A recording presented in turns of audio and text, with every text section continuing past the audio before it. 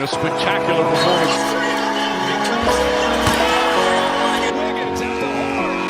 Curry from half court. Sometimes, something looks like it's been there a while. We're here after 2 games of the NBA Finals, game 2 and 3. Game 4 is in about 2 hours. Today's episode will probably be a short one just because it's more or less of what we said. It's been Celtic domination. Jason Tatum, Jaylen Brown, Derek White, all the boys are showing up. Unfortunately, the Mavs just don't seem like they're pulling this one off. They made it this far without failing to impress. They beat the Clippers, then the Thunder, then the Mavs, and then the The Mavs beat the Mavs? Mavs beat the Mavs. Then they beat the Timberwolves, and now they finally met their match. We're just gonna dive straight into this game 2. I think just without nothing crazy, no deep analysis. Like Kyrie didn't show up for game 2 as well, unfortunately. And I think, like we said for game 1, him not showing up in game 2 is huge, right? Luka had another really, really good game. He was 32, 11, 11, triple-double with Kyrie 16, 6, and 2, with not really great efficiency as well. He was 0 for 3 from downtown, 7 for 18 from the field. So not a good performance. And I think that cost him the game because that was a very close game. If they had that extra 8 to 12 points from Kai, I think that pushes them over the edge and they secured that win. But unfortunately, he wasn't there. He did not get the job done. And it just seemed like for the Celtics, like every time the Mavs were getting some momentum rolling, some dude would just hit a 3 every freaking time. It's kind of like overwhelming. Like yeah, it was it's just so obvious that the Celtics are just such a better team, top to bottom. And the Mavs, they need to go through the same thing of just Luka spamming that eventually Luka will miss or Luka will mess up, right? And then it just crumbles from there. You need to basically be perfect to beat the Celtics, is what the vibe I'm getting. Because the Celtics, they got so many different options that it's not just one guy spamming repeatedly. They got a group of guys, they're all playing well. And when they're passing the rock around, everyone's hitting their shots, it becomes a lot more difficult for a guy like Luka, where it's just like he's backpacking. That's definitely the vibe I've been getting. It's been backpacking. That's what in a nutshell, that's kind of really what I saw from game 2. PJ Washington had a solid game, 17.7 rebounds. Derek Jones Jr. 11, 2, 3, and 2. Gafford 3 and 9. But the big thing here that I noticed, again, 16, 6, and 2 from Kyrie in 41 minutes. You needed more. They needed more. Yeah, I mean, you're absolutely right. I think the biggest thing through the first 2 games from Kyrie was, I mean, he struggled in generally. The biggest thing to me was the fact that he was, I think, 0 for 7 from 3 combined, and maybe like 0 for 8, something like that. He was 0 for something. And the fact that he only took 3 3-pointers in game 2 was also kind of indicative of the fact I think he was losing confidence in his shot, which is fair because it wasn't falling, and the more you chuck up, the more misses you're gonna rack up when your shot's really not falling. But that does take away certain things for him, like when he's coming off of like a high screen and roll and he's attacking downhill. Something he loves to do is pull up quickly and get into a pull-up 3-pointer. When that's gone because the shot's not falling, the defense doesn't have to respect it. They can play him further back. They can run drop coverage, and he's going to have a tough time punishing it because then he's just driving right into the defense. I think you saw a little bit of that in game 2. This game's probably going to be remembered, like, because games usually, like, even like a week later, like people only remember 1 or 2 things, and one of the big things is going to be that PJ Washington layup where Jaylen Brown obviously fouled him and it didn't get called. That sucks. It really did feel like the Mavs had a chance. That probably should have been a 3-point game at that point. The Celtics would have to go back down. Their offense was kind of stagnating a little bit towards the end. They would have had to go back down and score to prevent the Mavs from getting the ball back with a chance to tie. And that really does suck because that was a turning point in the series. Like, that's the difference between 2-0 and 1-1. There's no guarantee that the Mavs would have been able to close it out anyways, or even to force it overtime. But it is unfortunate that poor reffing once again robbed us of a chance to see a more competitive game down the stretch. So that's frustrating. And and then also just throughout the entire game, the same problem that the Mavs were having in game one, where their pick and roll was completely vanished. Because the Celtics defense, again, their switchability, their ability to play incredibly aggressive help defense while still hitting the rotations on the backside and not giving up open threes because of it, and the rim protection of Kristaps Porzingis, all of that combines to mean that the easy lobs and the easy kick out passes that were available to Luka throughout the first three series are just not there. And their offense continues to look stagnant. Even now through 3 games, they've yet to score over 100 points. And I really do think it's more so about the Celtics defense than it is really about the Mavs offense, because you saw Kyrie go off in game 3 and they still couldn't break 100 points because, again, like, it's just nobody else, none of the other guys, the guys that are not Luka and Kyrie, there's nothing there for them. There's no bad rotations to penalize. There's no drop coverage to take advantage of. There's no bad switches to take advantage of. There's just nothing. And that's kind of the big theme, really, is just the Celtics defense making this Mavs offense look awful. Kyrie's shooting problems play into it. Luka's fatigue and possible injury play into it. But again, it's mostly just the Celtics defense. So Yeah, I think this series like starts and ends with the defensive end for the Celtics defense, and then also the Mavericks defense just not really aligning. Like, it's kind of just their defense was prided on its rim protection. That's how they kind of overperformed against possibly a superior Oklahoma City team, and then a definitely superior Minnesota Timberwolves team, because their rim protection was just like elite and playing well above their means. But because of the Celtics offense being able to spread them out, like, because it's 5-out offense, everybody can shoot. KP can shoot. Al Horford can shoot.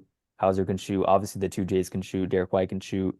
Down the roster, like, there's no 3-point shooter that you'd feel comfortable leaving open, unless you kind of just have to, like, maybe gauge it, like, coming out the gate, like, who is not looking like they're having a good 3-point shooting night, and then you can kind of maybe kind of like roam if you're a Derek Lively roaming off of a Drew Holiday or an Al Horford or something like that. But if not, then your defense's greatest strength is just like it's not a strength anymore, and it's more of a weakness, because now Lively is like trying to guard in space. Gafford is trying to guard in space, and that's just not their strength. Their strength is to be able to guard off of a non 3-point shooter and just pack in the paint and kind of force this Celtics team to have to shoot from the 3, even though obviously they're a great 3-point shooting team. Now that they have all the options to drive and kick, and just like their offense is just free flowing because of how skilled they are down the roster at 3-point shooting. And then the Mavs defense, I think, is just, I mean, this is kind of like more of this is a small thing, but like Luka's obviously he has to backpack, like you guys said, so much on the offensive end, but I've noticed just like a complete like lack of effort, and just like, I don't know, it's uninspiring to see him like complaining after every play. And I mean, you could say like he's physically limited, like he's bigger, he's slower, but there have been other guys in history who, like Steph, for example, who's like naturally he's smaller than most guys, and he's not gifted at like on the defensive end of like guarding the team's best player. But you can see that he puts an effort, like regardless if he gets beat off the dribble, that's not because of a lack of effort. It's because he's too small. Whereas with Luka, it's more like, okay, he just like gave up on that play. Yeah, And he just got blown by. And getting blown by is not like the worst thing. Obviously, he is slower than other guys, but you can tell there's like a complete lack of effort you can from tell by him. the body language and Yeah, stuff. yeah. And even Kyrie, like one of the greatest stories about Kyrie these playoffs is how good he's been defensively. And that's despite being like basically Steph's size. I mean, he's a little more athletic than Steph, but he's playing above his means despite like some just natural physical limitations. He's smaller than most guys, but he's putting in the effort. And in that Minnesota Timberwolves series, he put on a good effort against Anthony Edwards and like Mike Conley. He was fantastic defensively, even before that, I want to say. But I think it's just their defense has just been cut to pieces just because it was their greatest strength. As great as Luka has been playing these playoffs, their defense is what really got them this far, and it's just been picked to pieces because of how skilled this Boston Celtics team is down the roster at 3-point shooting specifically. yeah, But yeah. yeah. So I guess let me say like 2 things. So one, like what you were talking about with like the shooting, like how their defense is designed to force teams to shoot, and how that's a real problem when you're playing the Celtics. Like, I think that goes back to like this is a point I saw somebody make about the Timberwolves series. Like, if Karl Anthony Towns shoots normally, the Timberwolves might have pulled that series off, despite everything, despite all the struggles that they had. Like, that was a huge problem. A guy who's a 40 something, 42% 3-point shooter shoots instead like 3 for 20 or whatever. Like, the Celtics, you don't have a Karl Anthony Towns out there. Nobody's having a bad shooting series. Nobody's selling Well, it's also like having with their shooting it's like having performance. 5 Karl Anthony Towns because they can all. It's not like, oh, there's a Rudy Gobert where you can kind of like pick on him, Well, yeah, exactly, leave exactly. him to double Cat, for example, to like force him to be uncomfortable. Because the reason Cat was like completely taken out of that series is because he like you could guard up on his body and then also have somebody roaming off of Rudy and just pack the paint so that there's no threat of him driving in. Not that It Cat is is like a great driver, but it was just it is true, but again, I would just like to say I think another huge reason why he was taken out of that series was that he couldn't shoot. He was, I mean, that's a huge problem. that too. And that's the thing, like that's the point I'm trying to make is like the Karl Anthony Towns is a good shooter who had a bad shooting series that series. The Celtics have a bunch of good shooters who are not having and none of them are having bad shooting series. There's not one guy who's like, okay, he's struggling, so we can afford to be a little bit to not be super aggressive closing out. We can afford to maybe give him a couple open looks and see if he gets in a rhythm. Maybe he won't. Maybe he'll keep missing and hurting his team. They don't have a single guy who's doing that. Every single guy, Derek White, Hauser, JB, Tatum, Horford, Porzingis. Porzingis. These guys are all shooting like 38%. It's so you can't do like you just can't do anything when you have because you literally have to be out there on them at all times or they will make you pay. So like It's not. it's Absolutely. trying to imagine a You have defense to that be would even perfect. be You have to be perfect. like you have to be perfect. Try to imagine defense that's even really would be well equipped to defend this guys. You're probably thinking of like some of the greatest defenses of all time. You're thinking about like the 2017 Warriors, like the most switchable, like elastic, like versatile defense of all time. Where you have 5 guys who are all above average defenders on the court. You're thinking maybe about like I don't know the 2004 Pistons, right? We have all these switchable guys who play with tenacity and like they're all above average. You know they can all stay with their man like you're thinking of really good defenses. Like the shooting just it changes the equation completely. Yeah, yeah. Um Yeah, I'm and trying to this and think again like it's especially true I'm trying to think when they're all on. yeah. Like because they all showed up. You know, like it's what are you gonna do? Um I'm trying to think of like even in a vacuum because I feel like even those great defensive teams they would have issues with like just the 3-point shooting of this team. And it's not like any one guy is like extraordinary individually. Like Tatum is probably the best, or Jaylen Brown is probably the best. Yeah, it's not Tatum actually. Jaylen Brown or you know, it's White. He's the best, like quote unquote best shooter. oh, I was gonna Oh, and say I was just gonna I say thought you were like saying best shooter, I mean, sorry. best defense in offensive. general. I was Yeah. gonna say like best offensive threat. Like no one is like Yeah, it's pantheon JB. level. Yeah, it's JB, honestly. He's playing incredible, but I just don't think they have like any individual like all-time great offensive player. They're all like fantastic all-star level. Even Porzingis is all-star level, I think. Derek White, they all got some all-star kind of love, but there's no like Steph or there's no Jokic or there's no LeBron or there's Yeah, no anything. absolutely. It's kind of just like There's no five. clear leader. Yeah, yeah, Very clear. Like obviously JB, like I think the common consensus is that yeah, Jaylen Brown is the guy for the yeah. team. He won Eastern Conference Finals MVP. He's probably gonna win Finals MVP. But yeah, absolutely. Like there is no Steph LeBron. You're Yeah, yeah. Which is kind of I don't know, it's kind of insane that this is just there's just so It's much collective talent that they don't need like this an all-time great, you know? It's really like a Spurs-esque team. Uh Yeah, it like a is. 2014 Spurs vibe where yeah. Tim Duncan's a little bit older. You know what I Except mean? it's more like offensive skill is kind of just like spread throughout the roster where they had like defensive Yeah. skill everywhere, like True. Danny Green, Jesus Kawhi, Christ. you know.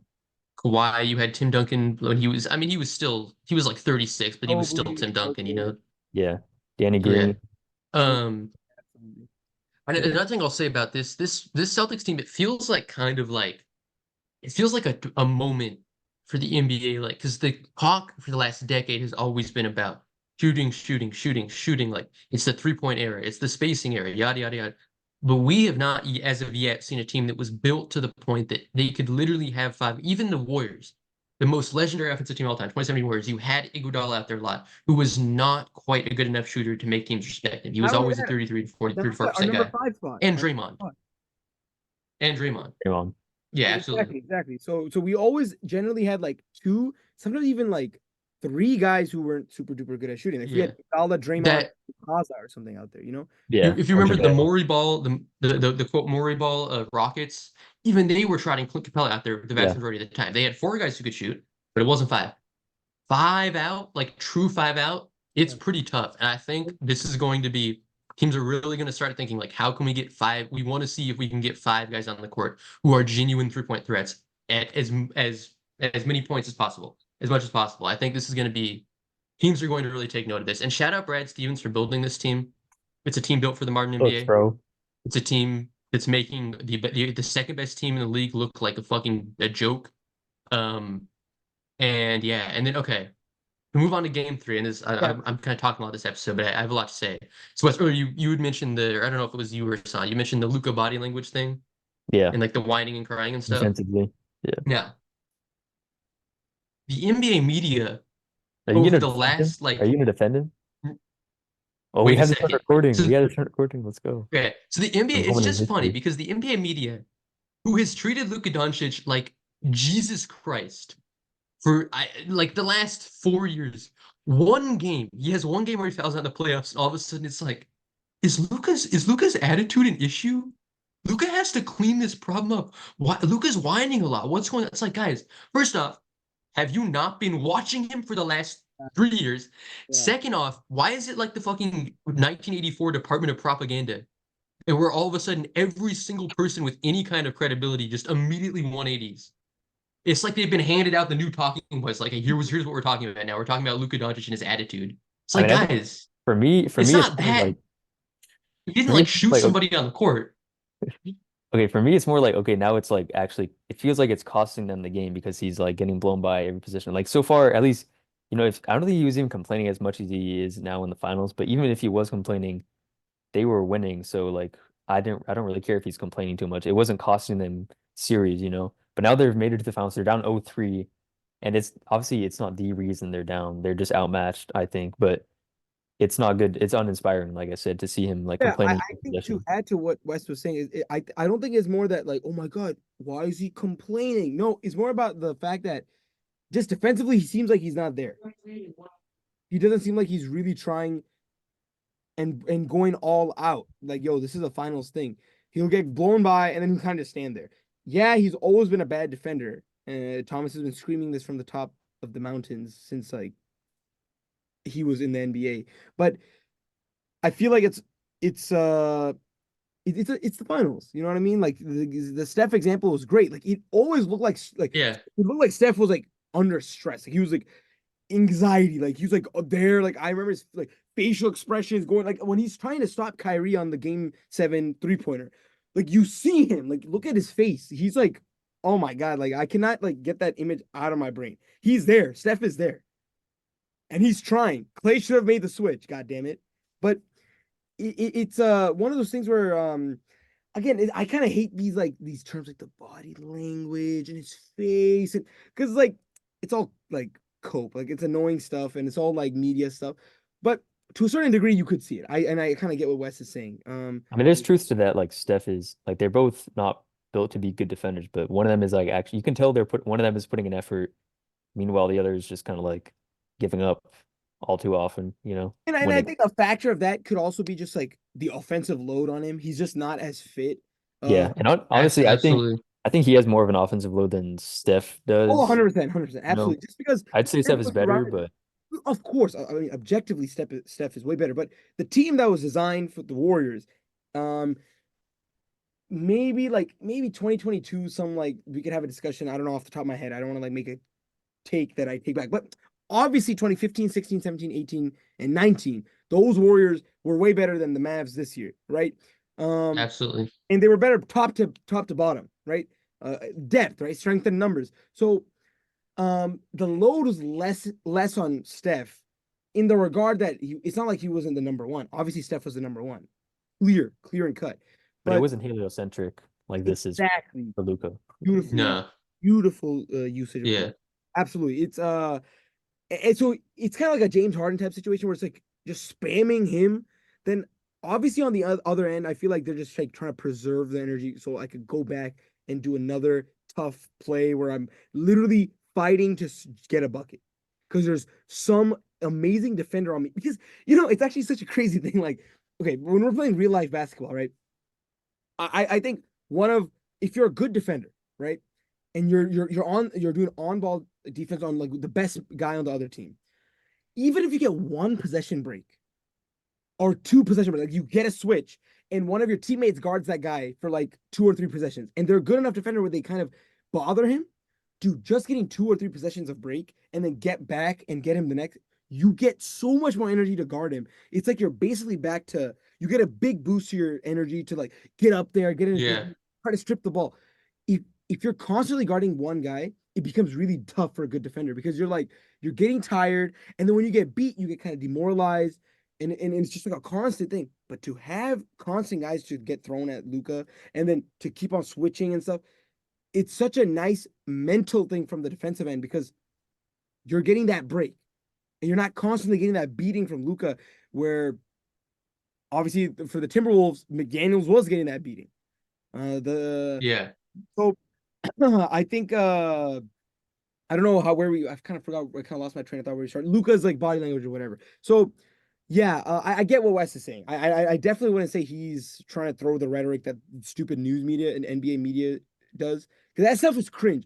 I mean that's a fact. It's just cringe. Like all that one clip of him screaming at the ref when he got fouled out is like going all over YouTube or whatever. Yeah, exactly. Don't just fouls out, and he's like yelling or whatever. Shut up, bro. Like he's always been nagging and yelling at the refs. See, that's the thing, because like I agree, with what everybody's saying. Yeah, he is whiny. It's annoying. And he is a terrible defender. He doesn't play with effort. But I've been saying this for years. Now, I was a hater. I'm trying not to be a hater anymore. These are things that you have to accept with Luka. Should he get better? Yes, he absolutely should get better than him. He'd be a better player if he got better with him. But the way in which so many people seem to have literally realized this over the course of one game, and all of a sudden it's the number one talking point and the only thing anybody wants to talk about, like let's be real. Like, come on, like what are we doing? Like, why is people like I just don't understand how people can look at like all the ESPN segments and not be like, okay, this is obviously just bullshit. Like they're pushing this because they need something to talk about. Like, and again, this gets back to a broader topic about how stupid like mainstream like sports coverage is and how they just fucking talk about narratives instead of discussing the actual game and stuff. But I just think it's kind of funny the sheer amount of like discourse is all of a sudden happening around this, even though it's been a problem for like 3 years. It's But yeah, true. I mean, they're right. They're right. Like, I'm sure it is probably kind of annoying if you're like, I don't know.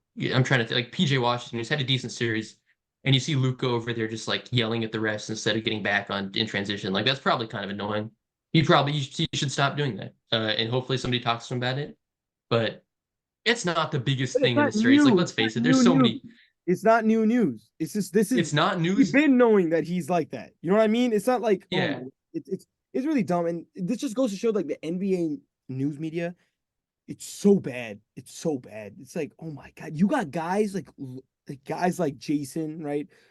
Jason? What's that? Tim. What's his last name? Tim. Tim. Yeah, Tim. I just wanted to give him a shout out to our fans. That's Jason. Yeah, he's great. JASONTIMPF. Go check him out. Show him love, guys.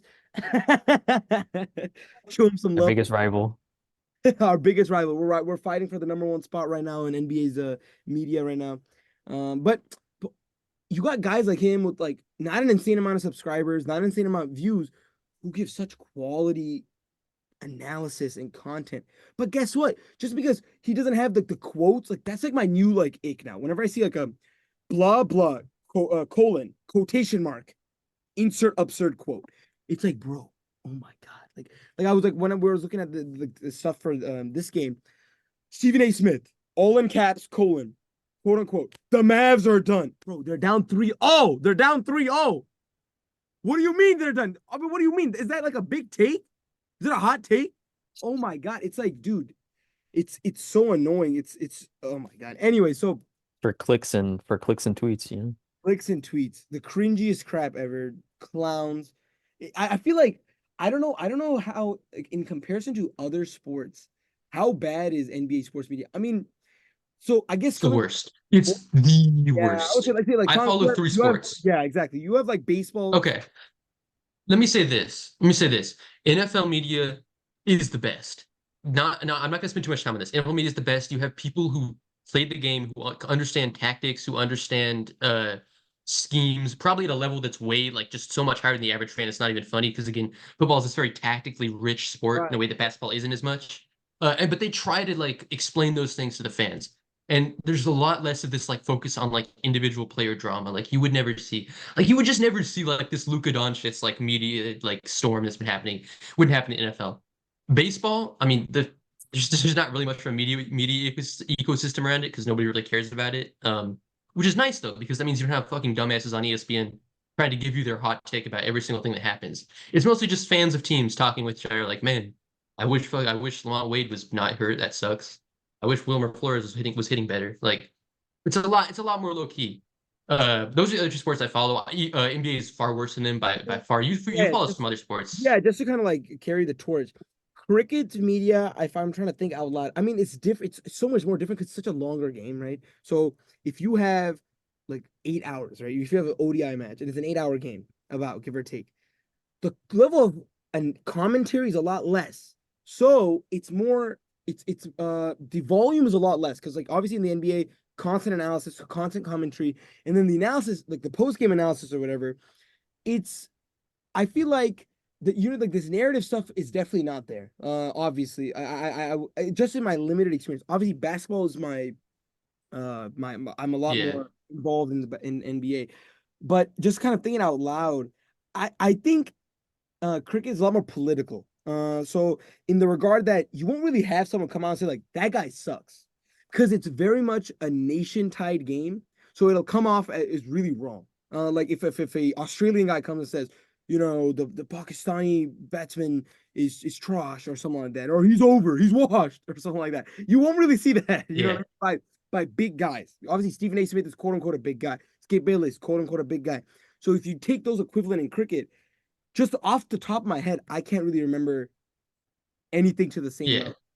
level. And then soccer, again, I don't have as much exposure, but off the top of my head, I feel like it's a lot more enjoyable to watch. Like the first thing that comes to mind is I don't know if you guys have seen it, like there's some US media group like Thierry Henry, The CBS Sports, right? yes, exactly. Micah Richards. Everybody always talks about it, how it's sick, how it's like this soccer version of Inside the NBA. Exactly. And it's actually like enjoyable to watch. They seem Oh, I think they had to like Embiid on, right? they had Or- Embiid and they had They Draymond. did, Exactly. yeah. Exactly. And they had Draymond on. A lot more enjoyable. They had like Draymond's son and stuff. Oh, you sent Called that, him- yeah. They called him, oh my God, Jamie, like, he was like, Draymond Green. I was like, oh my God. I was like, all right. All right, bro. Draymond Green? Is this Draymond Green Jr.? It's like, all right. Most Mickey Mouse accent of all time. But so again, I lost my train of thought. But yeah, so soccer would say that I will say I then like boxing and stuff, a little bit like exposure. NBA media is pretty god awful. I again, I'm not gonna. It's I don't. horrible. Really bad. Yeah. It's really They- bad. Yeah, I Even mean, the people commentary is so bad. I don't think that's a foul. That's not a need foul. to make a rule where you can't do that. Dude, Stan Van Gundy, bro, he's kind of funny sometimes. He's so hilarious. Look, I will say Sometimes he this. says exactly what the fan is thinking, though. Sometimes he says like I will say this. Stan Van Gundy at least was an entertainer. Like he made like compare him to Doris and JJ, Oh where my it's like I literally just want to mute the TV. Like because they're wrong consistently. They say things that are just wrong, and I'm like as somebody, I'm not like a genius of basketball, but even I'm like no, that's just not true. They're not entertaining. They don't have any funny banner going on, and they're like they somehow make Mike Green worse too because he has to like put up with him, and they like knock him off his game, and he's one of the best things about NBA cover NBA presentation, and they make him worse too. So it's like a triple like they You know what suck. they perfected? They're bad. I'll tell you what they perfected. They've perfected the art of just saying words. Just saying stuff. I could sit here. It's a skill. It's actually a skill though. If I could sit somewhere and just talk for 30, for like 45 to well, however long their segments are, because they switch out, I think, comment people occasionally. But let's say 3 hours. Just sit there and talk for 3 hours without meaning. Like if you sit there, think about, okay, what are these guys actually saying?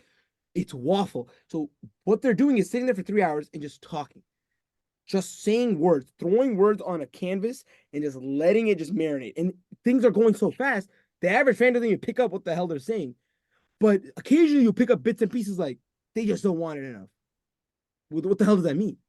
What does that mean? They don't want it enough. They don't want I would it. say JJ's better than Doris, I would say, because I think JJ sounds Versus the smarter. worst, man, He's actually yeah. kind of he annoying. sounds smarter, and Annoying. he every now and then he's JJ's like, a waffler. He JJ's is a a serial waffler. I'm sorry. yeah, but Yeah. he does like kind of, I mean, like you were saying with NFL, I mean, not to the same degree, but like he can kind of like That is true, to be fair. explain to the viewer what just happened, kind of That is defensively. fair. or Like offensively. I don't want to put Think JJ. about. Let me say this. In the NFL, you will have play announcers like Tony Romo say, "All right, so I really like that play. Like that's really good play design. Like that was an RPO, and you can see like Mahomes, he missed he passed up on the first option. He was covered, so he instead checked down to the run. And you can see like they're using a zone blocking scheme so that it clears out, this gap for Pacheco to run through or whatever. Stuff like that. Like how many times have you heard an NBA announcer use the word like drop coverage? Like they don't acknowledge what's going on. Like and I am not a basketball player. I know the most basic stuff that people on YouTube have explained, or that former players, whatever, in doing their basic breakdowns have explained. But they don't even like the announcers. They don't even get that far. Like, I mean, look, not that I'm saying that a guy like thinking basketball, or Jason Timpf, or these like YouTube guys could do a great job of play-by-play. That's obviously like it's a skill in and of itself. But like I just wish they would incorporate some of that, because the NFL does such a good job of that. It makes you feel like you, as a casual fan, like you kind of understand what's going on in the field. The NBA, it's literally it's the same bullshit you're talking about. Like, man, they just want more. Like, man, Yeah, Kyrie needs to pick it up. It's like, well, yeah, I could figure that out. Yeah. My dad could figure that out. It just You gotta any make it fucking guy in a shots. bar could figure that out, dude. Let's No, not no disrespect to my dad. insult your dad. He's a pretty good NBA. Yeah, exactly. But Joe fucking random in a bar in fucking Wisconsin, who watches one NBA game a season, he knows Kyrie needs to pick it up. Everybody knows that. You're not giving me anything here. They need a 3 right now. need to win. Like They want to win this series. I think I was gonna say something but I completely forgot. Ah man, god damn it. But it was more or less the same. Like I think JJ, though, to be fair, I don't want to put him in the same category as like Doris and like friggin' Michaela or whatever her name is, and like all these like mega annoying casual people like Stephen A, Skip. Well, what's that guy's name? The ooey. There was a clip. He has his own podcast. Perkins? Yeah. No, wait. No, not Yeah, Kendrick. Big Perk. No, not Kendrick Perkins. Perkins Not kind of funny Oh, sometimes, honestly. not He's Kendrick. dumb, He's but funny, the football guy. but like, oh, Shannon Sharp. Shannon Sharp. Dude, honestly, I hate Shannon now. I hate the. Hey, dude. It's the art of just talking without talking. Dude, Shannon had someone on. I think it was. Who was it? It was like a Gilbert Arenas, and they were talking about like how, like, Speaking of people, I hate. oh my god, and he's a former player, bro. Get your money out, bro. What are you doing? Yeah, How did he former play? player. How did he? No wonder he was crap. You never won anything. Not as a crap as an individual player. No wonder he didn't win crap. Your ball IQ is dog crap.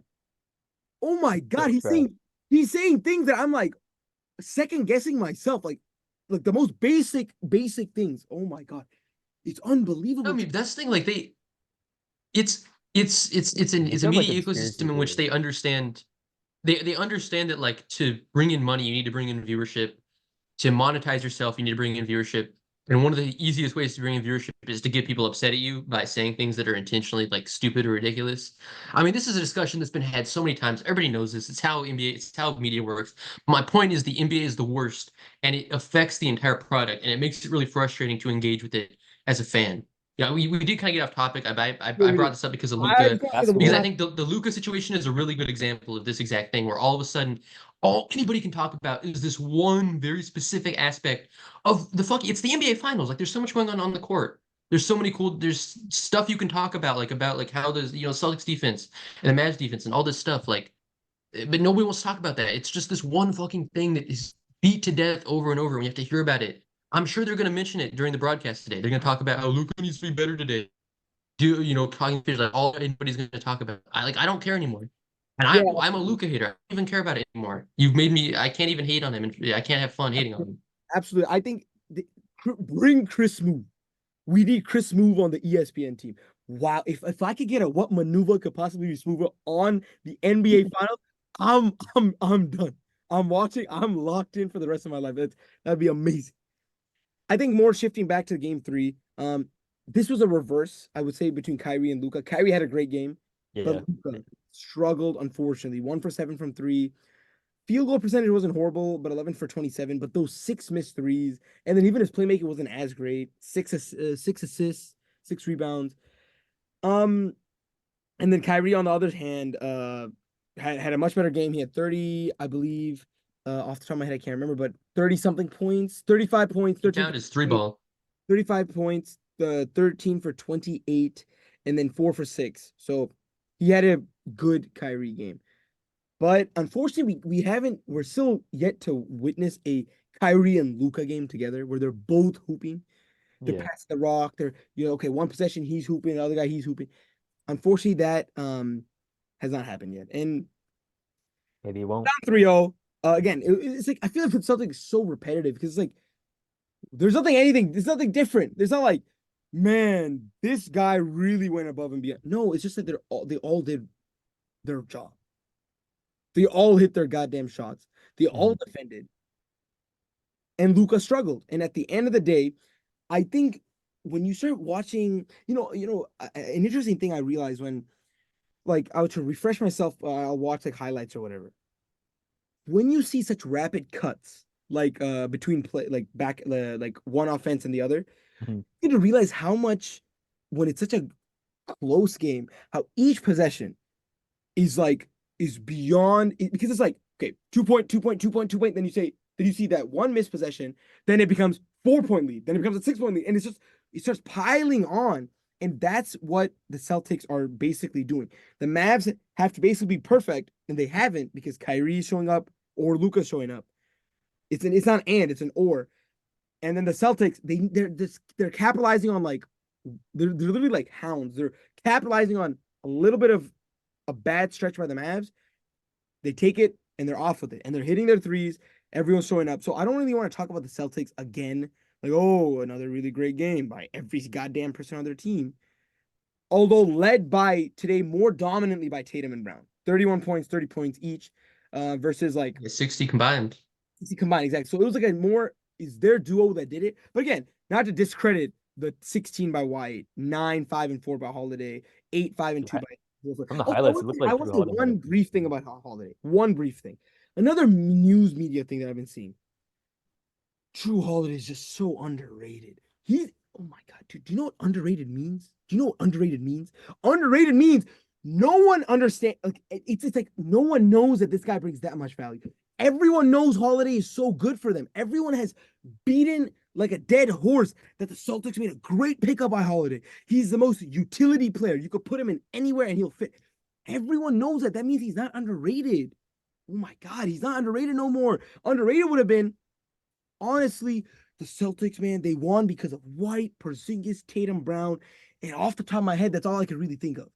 And then, you kind of forget, oh yeah, Holiday was also pretty solid. No, everyone knows Holiday's defense is winning them games. Everyone knows that his amazing three-point shooting night won them that game. Like, dude, it's so annoying. I'm not going to go into another media tangent, but I just wanted to throw that out there. But yeah. So another one of those games where everyone played really well. Mavs, unfortunately, like I said, Irving, good. Luka, not very good. Go ahead, you guys. Before I. Oh yeah, I mean, this is so getting back to the Luka storyline. I mean, it has been pointed out so many times, but it's true. He did have a bad game on defense. He did foul out, and he did have a pretty poor shooting night. And those three things combined mean that he pretty much had his worst game in a while in these playoffs. And for a team that's relying on him so heavily to contribute on the offensive end, that's a problem. Kyrie picked it up. He didn't quite pick it up enough. But again, this gets back to the other problem with the way that the Mavs are constructed. They don't have a third guy who's going to show up Like there's just nobody. Like you're not going to get PJ Washington isolation buckets. You're not going to get Derrick Jones Jr. isolation buckets. You're not going to get those guys running the pick and roll, creating for other people. You're not really going to get them being their man off the dribble. They need stuff created for them. So better hope it's Luka doing it. You better hope it's Kyrie doing it. Kyrie, not a grade A playmaker. His shot was falling, which opens up, like I said earlier, when his shot's falling, it's going to open up a lot of things because all of a sudden they need to close out on him more aggressively. They need to get up when they're playing drop coverage and he's coming down, on that high pick and roll. And he can get into that pull up 3-pointer. If they have to respect that, it makes it a lot easier for him to drive to the basket. And also he just was just shooting better. I mean, that's the beautiful thing about basketball. A lot of times it just comes down to whether or not your shot's falling. Like he was just hitting some shots that he wasn't hitting the first 2 games, so he had a better game. But at the end of the day, it still looked about the same. Like the offense still looked pretty disjointed. They still didn't break 100 points. They haven't yet so far this series. We'll see about game 4. And there was still absolutely no, pick and roll was just a no-go. Like there's none of those easy lob buckets they were getting. And because of that, like I was saying earlier, the other guys on their offense weren't showing up. Celtics, I mean, yeah, like Hassan said, you can only beat a dead horse so much. They're shooting well. Brown and Tatum finally had a good game, like a truly good game where he was not just. I know people were saying like, oh, you're underrating like how well he's playing the first 2 games. He's playmaking. He's making things happen for everybody else. It's true, but when his shot's not falling, he's still going to have limited value as an offensive player. His shot finally started falling. Guess what? Puts up 31. And a shocker. That's how basketball works. And Jaylen Brown. 38-8. That's a great game, man. That, if you ask me, I think barring something very unusual, he probably locked up Finals MVP with that game. And it's definitely looking more and more like, because going into the playoffs thing, most people would have had Tatum as the 1A, Brown as the 1B.